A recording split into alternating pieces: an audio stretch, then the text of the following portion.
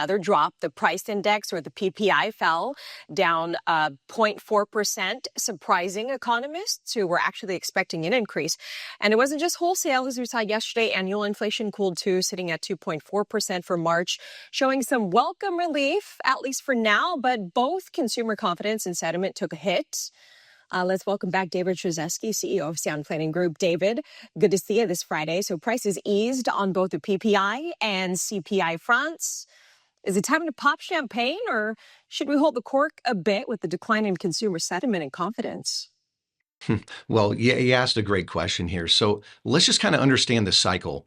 The first 100 days of President Trump's administration here, and even the anticipation of it during that lame duck timeframe, every corporation right now was buying at record paces in anticipation of tariffs, because tariffs are kind of like, putting a toll booth in the middle of the global highway here, and ultimately, you try to get as much through as possible before that new tax shows up. So I'm actually expecting some things to actually be cooling down as far as the GDP side of things. But hey, guess what? Inflation is looking amazing right now. The last year, we're only up 1.5 according to Truflation.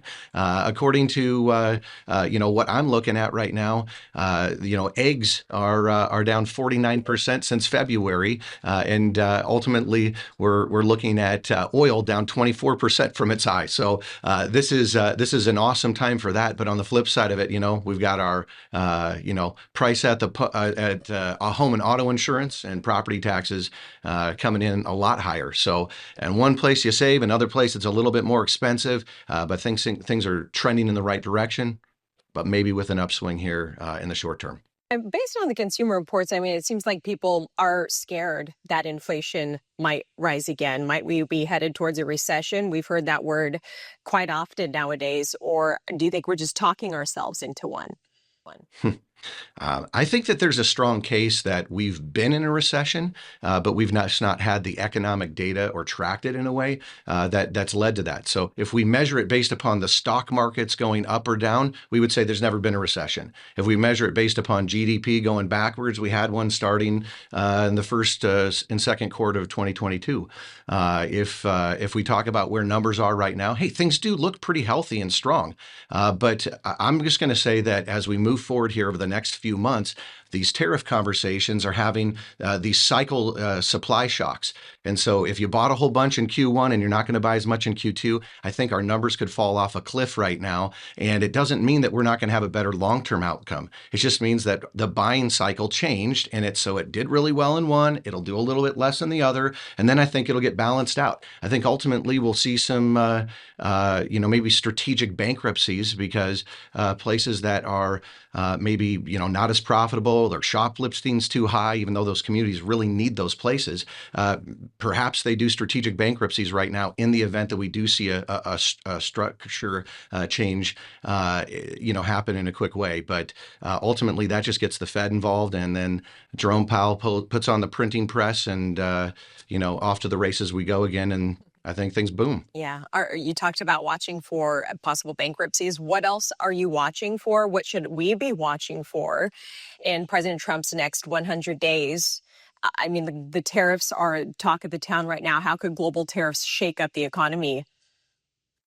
Well, great question. It's difficult to know exactly how they shake up the economy. I'll say this much: it's nice to know that we're in this 90-day stretch, and that there could be, some time for peace, and we can sort of get used to this new normal. With China ultimately being on the other side of that, saying, "Hey, we recognize that that you are our number one rival in this regard, and so we're going to be doing more manufacturing here in the U.S." So one of the places that I'm concerned is, how does this affect the bond market? Obviously, we've been seeing a lot of disruption in the bond market.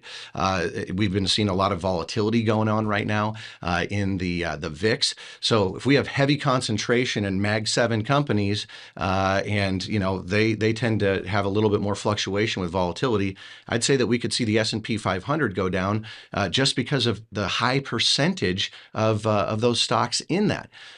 So it doesn't mean that they're going to go out of business, though. These are great allocators of capital. They got tons of money. They're they're not going anywhere. But if you watch gold today, all-time highs, it's pretty exciting to see that that consumers are going that direction. But also, that is the answer for where do we go for safety in a world that looks a lot more volatile. So I think you watch for those bankruptcies. I'd say that, the other concern I would have is that bonds may not be the anchor that we were hoping that they would be or could be in the event that we see interest rates come up.